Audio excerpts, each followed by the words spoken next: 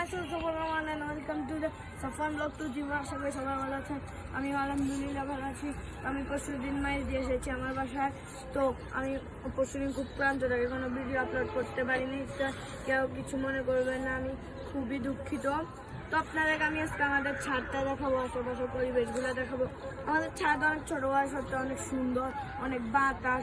তো এটা প্রায় সময় যখন মেঘলা থাকে তখন অনেক ভালো লাগে, অনেক বাতাস থাকে। আসুন আপনাদেরকে একটু দেখাই।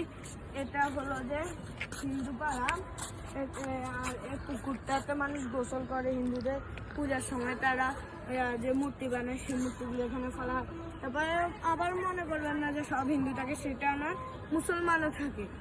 তারপর ওইখানে একটা মন্দির আছে আর ওই পাশে একটা মন্দির আছে। তো আসুন আপনাকে আরো কিছু দেখাই।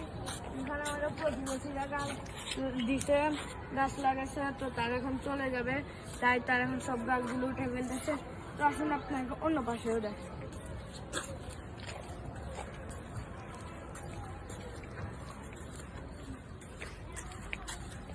দেখুন অন্য প্রতিবেশীরা এখানে অনেক গাছ লাগাচ্ছে।